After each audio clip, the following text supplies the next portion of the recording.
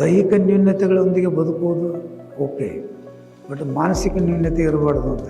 ಭಾಳ ಜನ ಕೇಳ್ತಾರೆ, ಸರ್ ಲೈಫ್ನಲ್ಲಿ ಏನಿದೆ ಸರ್? ಏನಿಲ್ಲಪ್ಪ ಅಂತ. This everything. ಸರ್ ಲೈಫ್ನಲ್ಲಿ ಏನಿಲ್ಲ, I think better to end life ಅಂತ ಕೆಲವು ಹುಡುಗರು ಹೇಳ್ತಿರ್ತಾರೆ. Why do you want to end your life? Don't you think you are precious? Stephen Hawking ಹಿಂಗೆ ವೀಲ್ ಚೇರ್ನಲ್ಲಿ ಮಲ್ಕೊಂಡು 50 ವರ್ಷ ಬದುಕಿದ. His contribution is phenomenal. ಅಂಥವ್ರು ಯಾಕೆ ನೀನು ಉದಾಹರಣೆ ಆಗ್ಬಾರ್ದು?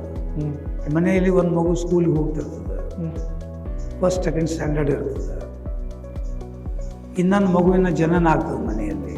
ಓಕೆ, ಅವಾಗ ಫಸ್ಟ್ ಮಗುವಿಗೆ ಅನ್ನಿಸ್ತದೆ, ಏನು ಅನ್ನಿಸ್ತದೆ ಅಂದರೆ ಆ ಮನೆಯಲ್ಲಿರುವಂಥ ಮಗು ತಾಯಿಯ ಪ್ರೀತಿ ಸಂಪೂರ್ಣವಾಗಿ ಸಿಗ್ತದೆ, ನಾನು ಸ್ಕೂಲಿಗೆ ಬಂದೇನೆ ಅಂತ ಅನ್ನಿಸ್ತದೆ.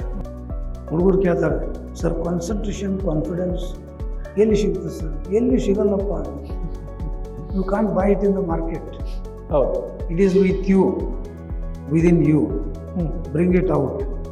ಇವತ್ತು ನಿಮ್ಮ ಆಶ್ಚರ್ಯ ಅನ್ನಿಸ್ತದೆ ನಾ ಹೇಳಿದರೆ, even the day I lost my mother, ಸೀದಾ ಫಿನರಲ್ ಗ್ರೌಂಡ್ದಿಂದ, ಫಿನರಲ್ ಯಾರ್ಡ್ದಿಂದ ಬಂದು ನನ್ನ ಹಾಸ್ಪಿಟ್ಲ್ನಾಗ ಕೂತು ಎಲ್ಲ ರೋಗಿಗಳನ್ನು ನೋಡಿ ನಂತರ ಮನೆಗೆ ಹೋಗಿ ನಾನು ಊಟ ಮಾಡಿ ಮಕ್ಕೊಂಡಿದ್ದೆ. ನಮ್ಮ ತಾಯಿಯವ್ರ ಇಚ್ಛಾನೂ ಅದೇ ಇತ್ತು. ನಾವು ಹೋದ ದಿವಸ ನೀ ಎಲ್ಲ ರೋಗಿಗಳನ್ನು ನೋಡು, ಹೋಗಿಬಿಟ್ಟಿರ್ತೀನಿ, ನಾ ತಿರುಗಿ ಬರೋದಿಲ್ಲ, ಮುಗೀತು. ನಾನು ಇದ್ದವ್ರು ನೋಡು, ಬಟ್ ಒಂದು ಕಂಡೀಷನ್, ಅವತ್ತು ನೀವು ಒಬ್ಬರಿಗೂ ಒಂದು ನಯ ಪೈಸೆ ಮಾಡಿ, that's a tribute to me,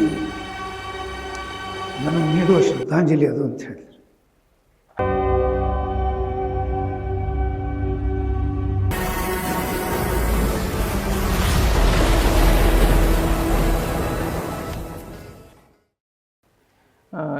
sir, ಈಗ ಮಕ್ಕಳು ಅಂತ ಬಂದಾಗ ಬೆಡ್ ವೆಟ್ಟಿಂಗ್ ಅಂತ ಹೇಳ್ತಾರೆ.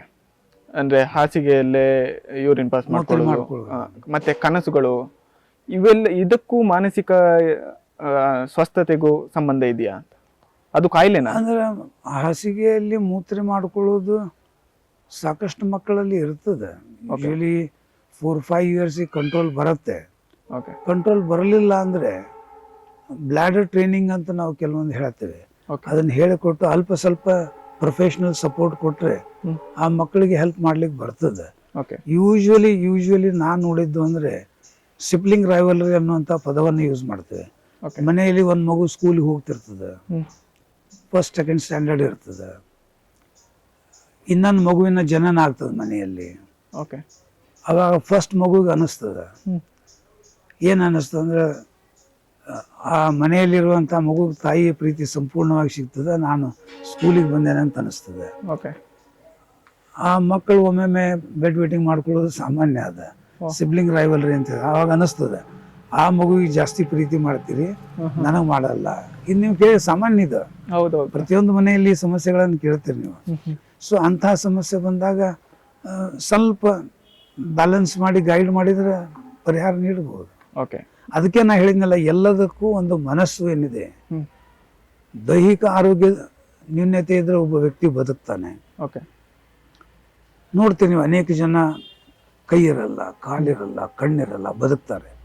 ಅವ್ರಿಗೆ ಹೋಗಿ ಕೇಳ್ರಿ ನೀವು, ನೀ ಇಷ್ಟೆಲ್ಲ ನ್ಯೂನ್ಯತೆ ಅದ ಯಾಕಿದ್ದೀಪ ಅಂತ ಕೇಳಿ, ಲೈಫ್ ಈಸ್ ಪ್ರೆಷಿಯಸ್ ಅಂತ. Life is precious. ನಾವು ಒಮ್ಮೆ ಹುಟ್ಟೇನೆ, ಹಿಂದೆ ಏನಿದ್ದೆ ಗೊತ್ತಿಲ್ಲ, ಮುಂದೆ ಏನಾಗ್ತೇನೆ ಗೊತ್ತಿಲ್ಲ. Today I am something with disabilities, but I can do something. ನಾ ಏನಾದರೂ ಮಾಡ್ಬೋದು, ಏನಾದರೂ ಸಾಧನೆ ಮಾಡ್ಬೋದು. ನಾ ಅದಕ್ಕೆ ಮಕ್ಕಳಿಗೆ ಲೆಕ್ಚರ್ ಕೊಟ್ಟಾಗ ಹೇಳ್ತಿರ್ತೇನೆ, ಸ್ಟೀಫನ್ ಹಾಕಿಂಗ್, ಸುಧಾ ಚಂದ್ರನ್ ನೋಡ್ರಿ, ಗದಗಿನಲ್ಲಿ ನಮ್ಮ ಪುಟ್ಟರಾಜ್ ಗವಾಯಿಗಳಿದ್ದರು, ಬ್ಲೈಂಡ್ ಇದ್ದರು, ಗ್ರೇಟ್ ಸೋಲ್, ಪ್ರಾತಸ್ಮರಣೀಯ ಆತ್ಮ. 92 ಇಯರ್ಸ್ ಇದ್ದರು, ಸಮಾಜಕ್ಕೆ ಆದರ್ಶ, ಹುಟ್ಟ ಕುರುಡ್ರು. ಅವರ ಸಾಧನೆ ಅಪಾರ ಅನಿಸ್ತದಿಲ್ಲ ನಿಮಗೆ? ಅಂದರೆ ನಾ ಯಾಕೆ ಉದಾಹರಣೆ ಹೇಳಿದೆ ಅಂದರೆ, ದೈಹಿಕ ನ್ಯೂನತೆಗಳೊಂದಿಗೆ ಬದುಕುವುದು ಓಕೆ, ಬಟ್ ಮಾನಸಿಕ ನ್ಯೂನತೆ ಇರಬಾರ್ದು ಅಂತ ಹೇಳ್ತಾರೆ. ನಿಜ. ಮಾನಸಿಕ ಆರೋಗ್ಯ ಬಹಳ ಮುಖ್ಯ ಇದೆ. ದೈಹಿಕ ಆರೋಗ್ಯ ನ್ಯೂನತೆ ಫೈನ್, ಎಕ್ಸೆಪ್ಟೆಡ್. ಬಟ್ ಮಾನಸಿಕ ಆರೋಗ್ಯದ ಸಮಸ್ಯೆಗಳಿತ್ತು ಅಂದರೆ ಬದುಕಲಿಕ್ಕೆ ಕಷ್ಟ. ಅದಕ್ಕೆ ಹೇಳ್ತೇವೆ ನಾವು, a good mental health brings value to your life. ನಿಮ್ಮ ಜೀವನದ ಮೌಲ್ಯವನ್ನು ಹೆಚ್ಚಿಸ್ತದೆ. ಉತ್ತಮ ಮಾನಸಿಕ ಆರೋಗ್ಯ ಇತ್ತು ಅಂದರೆ ಜೀವನದ ಮೌಲ್ಯವನ್ನು ಹೆಚ್ಚಿಸ್ತದೆ ಅದು. ಯಾಕಂದ್ರೆ ನಾ ಅದಕ್ಕೆ ಹುಡುಗರು ಹೇಳ್ತಿರ್ತೇನೆ, ನಾನು ಭಾಳ ಜನ ಕೇಳ್ತಾರೆ, ಸರ್ ಲೈಫ್ನಲ್ಲಿ ಏನಿದೆ ಸರ್, ಏನಿಲ್ಲಪ್ಪ ಅಂತ ಕೇಳ್ತಾರೆ. Is everything. ಹೌದು ಸರ್ ಲೈಫ್ನಲ್ಲಿ ಏನಿಲ್ಲ, I think better to end life ಅಂತ ಕೆಲವು ಹುಡುಗರು ಹೇಳ್ತಿರ್ತಾರೆ. Why do you want to end your life, don't you think you are precious? Stephen Hawking ಹಿಂಗೆ ವೀಲ್ ಚೇರ್ ಮೇಲೆ ಮಲ್ಕೊಂಡು ಹೌದೌದು 50 ವರ್ಷ ಬದುಕ್ತ. His contribution is phenomenal. ಹೌದು ಅಂಥವ್ರು ಯಾಕೆ ನಿನ್ನ ಉದಾಹರಣೆ ಆಗಬಾರ್ದು? They should be your role models, not the cowards. ಹೇಡಿಗಳನ್ನು ಅನುಕರಣೆ ಮಾಡಬೇಡ, ಸಾಧಕರನ್ನ ಅನುಕರಣೆ ಮಾಡು ಅಂತ ಹೇಳಬೇಕು. ಇದು ಮುಖ್ಯ. ಅಂದರೆ ಸಮಾಜಕ್ಕೆ ನೀವು ಮಕ್ಕಳಿಗೆ ಒಂದು ಪ್ರೋತ್ಸಾಹ ನೀಡಿದ್ರಿ ಅಂದರೆ ದೇ ಕ್ಯಾನ್ ಡೂ ಎನಿಥಿಂಗ್. ಹೌದು, ನಮ್ಮಲ್ಲಿರುವಂಥ ಯುವ ಶಕ್ತಿ ಹೆಂಗಿದೆ ಅಂದರೆ ಎಲ್ಲವನ್ನ ಮಾಡಬಲ್ಲರು, ಎಲ್ಲವನ್ನ ಸಾಧಿಸಬಲ್ಲರು. ಅವ್ರಿಗೆ ಸ್ವಲ್ಪ ಮಾರ್ಗದರ್ಶನ ನೀಡಿಬಿಟ್ರೆ ಎವ್ರಿ ಚೈಲ್ಡ್ ಇಸ್ ಗುಡ್. ಪ್ರತಿಯೊಂದು ಮಗು ಚೆನ್ನಾಗಿರುತ್ತದೆ, ಸಾಧಕರಾಗ್ತಾರೆ, ಎಲ್ಲವನ್ನ ಮಾಡಬಹುದು. ಆದರೆ ಅವರಿಗೆ ಮಾರ್ಗದರ್ಶನದ ಅವಶ್ಯಕತೆ ಇದೆ ಇವತ್ತು. ಓಕೆ, ಯಾಕಂದ್ರೆ ಆಕರ್ಷಣೀಯ ಜಗತ್ತದ. ಹೌದೌದು. ಒಂದ್ ಕಡೆ ನಿಮಗೆ ಕಾಣಿಸ್ತದೆ ಮೊಬೈಲ್ ಕಾಣಿಸ್ತದೆ, ಒಂದ್ ಕಡೆ ಚಟ ಮಾಡ್ಲಿಕ್ಕೆ ವೀಡ್ ಕಾಣಿಸ್ತದೆ, ಒಂದ್ ಕಡೆ ಗುಟ್ಕಾ ಕಾಣಿಸ್ತದೆ, ಒಂದ್ ಕಡೆ ಇದೆಲ್ಲ ಕಾಣಿಸ್ತದೆ ಮಕ್ಕಳಿಗೆ. ಇಲ್ಲ ಅನ್ನೋದನ್ನ ನಾನು, ಅವು ಇರ್ತಾವು, ಅರವಷ್ಟಕ್ಕೆ ಅವು ಇರ್ತಾವು. ನಿಮ್ಮ ಗುರಿ ಹೆಂಗಿರ್ಬೇಕಂದ್ರೆ ಸ್ಪಷ್ಟವಾಗಿ ಅಚಲವಾಗಿರ್ಬೇಕು ಅಂತ ಹೇಳಿ. ನಿಮ್ಮ ಗುರಿ ಅಚಲವಾಗಿತ್ತು, ಸ್ಪಷ್ಟವಾಗಿತ್ತು ಅಂದ್ರೆ ನನಗನ್ನಿಸ್ತದ ಇವೆಲ್ಲ ಕಾಣಂಗಿಲ್ಲ. ಅದಕ್ಕೆ ಮಕ್ಕಳಿಗೆ ಹೇಳ್ತಾನೆ ನಾನು, ಏನೇ ಹೆಜ್ಜೆ ಇಡ್ಬೇಕಾದ್ರೆ ಥಿಂಕ್ ಟ್ವೈಸ್, ನಿಜ, 2 ಬಾರಿ ಯೋಚನೆ ಮಾಡು. Use your wisdom, act wise, you become wonderful child ಅಂತ. ಹೌದು ಅಂತೀರ? ನಿಜ ನೋಡ್ರಿ ಬೇಕಾದ್ರೆ ಅದು ಇರ್ತದೆ, ಅದರಷ್ಟಕ್ಕೆ ಅದು ಇರ್ತದೆ. ಹೌದೌದು. ಮತ್ತೆ ಆ ವಯಸ್ಸಿಗೆ ಬೇಕನ್ನಿಸ್ತದೆ, ಜೊತೆಗೆ ಮಾರ್ಗದರ್ಶನ ಕೂಡ ಬೇಕಾಗುತ್ತೆ, ಆಕರ್ಷಣೆ ಇರ್ತದೆ, ಬೇಕನ್ನಿಸ್ತದೆ. ಬಟ್ ಒಂದು, ಅದು ನಂದಲ್ಲ, ನನ್ನ ಗುರಿ ಅಲ್ಲದ ಸ್ಪಷ್ಟತೆ ಇತ್ತು ಅಂದ್ರೆ ಸಾಧಕರಾಗ್ತಲ್ಲ. ನಿಜ, ಖಂಡಿತವಾಗಿಯೂ ಆಗ್ತಾರೆ. ನಾನು ಪ್ರಾಕ್ಟೀಸ್ ಸ್ಟಾರ್ಟ್ ಮಾಡಿದ್ದು 1985. ಓಕೆ, ಬಿಗಿನಿಂಗಲ್ಲಿ. ಮುಂಚೆ ಮಿರಜ್ದಲ್ಲಿ ಒಂದು 3 years ರೆಸಿಡೆಂಟ್ ಅಂತ ವರ್ಕ್ ಮಾಡಿದೆ ನಾನು. ನಾ ಭಾಳ ಕ್ಯಾಶುವಲ್ ಇದ್ದೆ ನಾನು, ಭಾಳ ಅಂದರೆ ಆರಾಮಿರೋದು. ನಾ ಏನು ಮಿರಜ್ದಾಗ ಕೆಲಸ ಮಾಡ್ತಿದ್ನಲ್ಲ, ಅವರು ನನ್ನ ಗುರುಗಳು ಡಾಕ್ಟರ್ ಬ್ರಜೇಂದ್ರ ಮೋಹನ್ ದೇವ್ ಸಿಕ್ದಾರ್ ಅಂತ ಬಂಗಾಲಿ ಇದ್ರು ಅವರು. ಓಕೆ, ಅವರು ಮೇ ಬಿ ಇವಾಗ ಅರೌಂಡ್ 67, 68, 70 ಇದ್ರು ಅವರು. ದಿನಕ್ಕೆ 12ರಿಂದ 14 ತಾಸು ಕೆಲಸ ಮಾಡ್ತಿದ್ರು.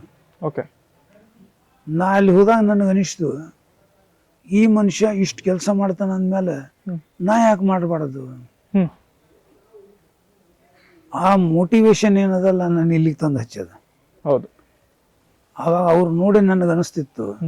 ಅವರು ಕೊಲ್ಲಾಪುರಕ್ಕೆ ಹೋಗ್ತಿದ್ರು, ಇಸ್ಲಾಂಪುರ್ ಹೋಗ್ತಿದ್ರು, ಕರಾಡ್ ಹೋಗ್ತಿದ್ರು, ಕ್ಯಾಂಪ್ ಮಾಡ್ತಿದ್ರು. ಅವಶ್ಯಕತೆ ಇರಲಿಲ್ಲ, ಆದರೂ ಮಾಡ್ತಿದ್ರು ಅವರು.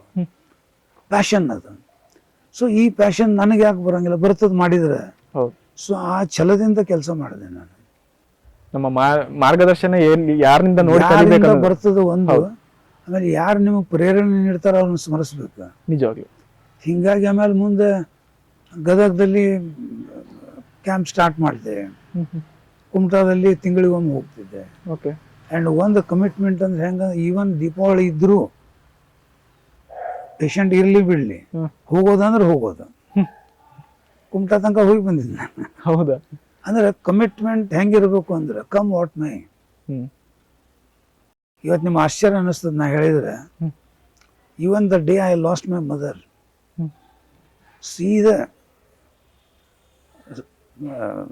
ಫಿನರಲ್ ಗ್ರೌಂಡ್ದಿಂದ, ಫಿನರಲ್ ಯಾರ್ಡ್ದಿಂದ ಬಂದು ನಾನು ಹಾಸ್ಪಿಟಲ್ನಾಗ ಕೂತು ಎಲ್ಲ ರೋಗಿಗಳನ್ನು ನೋಡಿ ನಂತರ ಮನೆಗೆ ಹೋಗಿ ನಾನು ಊಟ ಮಾಡಿ ಮಕ್ಕೊಂಡಿದ್ದೆ. ನಾನು ಕಮಿಟ್ಮೆಂಟ್ ಅದು. ಓಕೆ, ನಮ್ಮ ತಾಯಿಯವ್ರ ಇಚ್ಛಾನೂ ಅದೇ ಇತ್ತು, ಅವ್ರ ಇಚ್ಛಾನೂ ಅದೇ ಇತ್ತು. ಹೌದಾ? ನಾವು ಹೋದ ದಿವಸ ನೀ ಎಲ್ಲ ರೋಗಿಗಳನ್ನು ನೋಡು, ಹೋಗ್ಬಿಟ್ಟಿರ್ತೀನಿ, ನಾ ತಿರುಗಿ ಬರೋದಿಲ್ಲ, ಮುಗೀತು ನಂದು. ಇದ್ದವ್ರು ನೋಡು. ಬಟ್ ಒಂದು ಕಂಡೀಷನ್, ಅವತ್ತು ನೀವು ಒಬ್ಬರದು 1 ನಯ ಪೈಸಾ ಮುಟ್ಟಬೇಡ. That's a tribute to me. ನನಗೆ ನೀಡುವ ಶ್ರದ್ಧಾಂಜಲಿ ಅದು ಅಂತ ಹೇಳ್ತಾರೆ. ಯಾಕೆ ಹೇಳ್ತಾನೆ ಅಂದರೆ, ಅದು ಪಾಲಕರ ಒಂದು ಕರ್ತವ್ಯ ಹೆಂಗಿದೆ ಅಂದರೆ ಮಕ್ಕಳನ್ನ ಶೇಪ್ ಮಾಡೋದ್ರಲ್ಲಿ ಮೌಲ್ಯಗಳನ್ನು ಕೊಡೋದು. ಅದಕ್ಕೆ ನಾ ಪಾಲಕರ ಸಭೆಯೊಳಗೆ ಹೇಳ್ತೇನೆ ನಾನು, ಮಕ್ಕಳಿಗೆ ಸಂಸ್ಕಾರವನ್ನು ಕೊಡ್ರಿ, ಸಂಸ್ಕೃತಿಯನ್ನು ಕೊಡ್ರಿ, ಮೌಲ್ಯಗಳನ್ನು ಕೊಡ್ರಿ, ಬದುಕನ್ನು ಕಲಿಸ್ರಿ, ಬದುಕೋದು ಹೆಂಗೆ ಅಂಬೋದನ್ನು ಕಲಿಸ್ರಿ. ಅವರಿಗೆ ಡಿಫಿಕಲ್ಟೀಸ್ ಬರ್ತಾವೆ, ಬರಂಗಿಲ್ಲನ. ಹೌದು. ಪರೀಕ್ಷೆಗೆ ಹೋಗುವಾಗ ಟೆನ್ಷನ್ ಆಯ್ತಂತ ಬರ್ತಾರೆ. ಅದಕ್ಕೆ ನಾ ಎಲ್ಲ ಕಡೆ ಹೇಳ್ತೇನೆ, ಪರೀಕ್ಷೆ ಏನಿದೆ ಸಂಭ್ರಮಿಸ್ಬೇಕದನ್ನ. ಪರೀಕ್ಷೆ ಸಂಭ್ರಮ. ಹೌದು. It must be a festival. Result ಏನಿದೆಲ್ಲ ವಿಜಯೋತ್ಸವ. ಹೌದು. ಅದನ್ನ ಆನಂದಿಸ್ಬೇಕು ನೀವು. ಎಷ್ಟೇ ಅಂಕಗಳು ಬರಲಿ ತೊಗೊಂಡು ಏನು ಮಾಡ್ತೀರಿ ನೀವು? ಹೌದು, ಏನು ಮಾಡಿ. No need. And it is not everything. ಹೌದು. ಅಂಕಗಳು ಸರ್ವಸ್ವ ಅಲ್ಲ. ಸರ್ವಸ್ವ ಏನಲ್ಲ. You agree with me? ಹೌದಲ್ಲ? ನಿಜ ನಿಜ. ಅಂಕಗಳ ಸರ್ವಸ್ವ ಏನಲ್ಲ. ಹೌದು. ಇವತ್ತು ಮಾಡಿದ ಅಂಕ ನಾಳೆಗೆ ನೋ ವ್ಯಾಲ್ಯೂ. ಹೌದು, ನಿಜ. SSLC 98 ಮಾಡ್ತಾರೆ, ಸರ್ಟಿಫಿಕೇಟಿಂಗ್ ಮಾತ್ರ. ಸರ್ಟಿಫಿಕೇಟ್. PUC ಮಾಡ್ತಾರೆ 98, ಒಂದು ಪ್ರೊಫೆಷ್ನಲ್ ಕೋರ್ಸ್ ಅಂತಾರೆ. ಇವತ್ತು ಏನು ಮಾಡಿರ್ತಾರೆ ಮುಗೀತದ. That's why I always say life ಆಯ್ತು, ಎಜುಕೇಷನ್ ಆಯ್ತು, it is a continuous process. It's a continuous process. So ಆ ನಿಟ್ಟಿನಲ್ಲಿ ಮಕ್ಕಳಿಗೆ ನಾವು ಹೇಳಬೇಕು, examination must be enjoyed, results must be enjoyed. ಇದನ್ನು ಹೇಳಿದರೆ, ಮತ್ತು ಎಕ್ಸೆಪ್ಟ್ ಫೇಲ್ಯೂರ್ಸ್ ಆಲ್ಸೋ. ನಿಜ. ಈಗ ಅನೇಕ ಮಕ್ಕಳು ಪರೀಕ್ಷೆಯಲ್ಲಿ ಫೇಲ್ ಆದ್ರಂತ ಆತ್ಮಹತ್ಯೆ ಮಾಡೋದು ನೋಡ್ತೇವೆ ನಾವು ಇವತ್ತು. It's very common. ಯಾಕೆ? No need. ಹೌದು. There are many ways.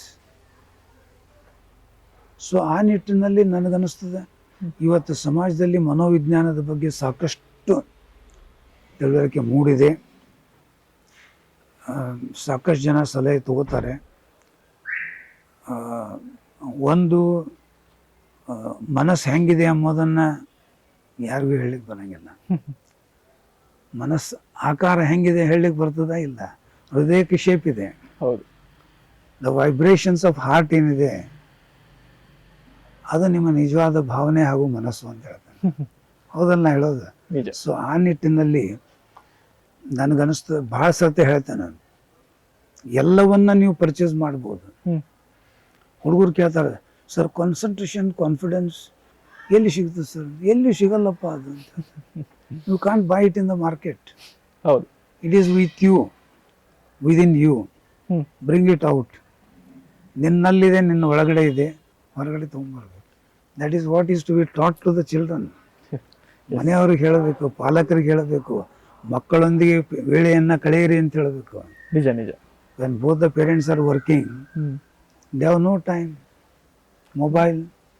ಅದಕ್ಕೆ ನಾ ಹೇಳ್ತೇನೆ, ಮೊಬೈಲ್ ಮನೆಗೆ ಬಂದ ತಕ್ಷಣ ಬಂದ್ ಮಾಡ್ರಿ, ಮಕ್ಕಳ ಜೊತೆಗೆ ಸಮಯವನ್ನು ಕಳೀರಿ. ಎಂಥ ಸಮಯ ಇರಬೇಕು ಅಂದರೆ ಕ್ವಾಲಿಟಿ ಟೈಮ್. ಹೌದು. ಎಲ್ಲ ಬಿಟ್ಟು ಬಿಡ್ರಿ, ನಿಮ್ಮ ಟೇಬಲ್ ಬಿಡ್ರಿ, ಕುರ್ಚಿ ಎಲ್ಲ ಬಿಡ್ರಿ. ಸುಮ್ಮನೆ ಎಲ್ಲರ ನೆಲದ ಮೇಲೆ ಕೂತು ಎದುರಿಗಿಟ್ಕೊಂಡು ಹಂಚ್ಕೊಂಡು ಊಟ ಮಾಡ್ರಿ. ಆ ಆನಂದ, ಆ ಸುಖ ಎದುರಾಗೂ ಸಿಗುವುದಿಲ್ಲ. That is ultimate. ನಿಜ. Ultimate in life. ಸರಳತೆಯನ್ನು ಕಲಿಸ್ಬೇಕು ನಾವು ಮಕ್ಕಳಿಗೆ. ಇರಲಿ, ನಮ್ಮ ಅಂತಸ್ತು ಬೇಕಾದಿರಲಿ, ನಮ್ಮ ಅಂತಸ್ತು ಬೇಕಾದಿರಲಿ, ಸಿಂಪ್ಲಿಸಿಟಿ, ಹ್ಯುಮಿಲಿಟಿ ಮಕ್ಕಳಿಗೆ ಕಲಿಸೋದು ಭಾಳ ಮುಖ್ಯ ಇದೆ. It's a need of the hour.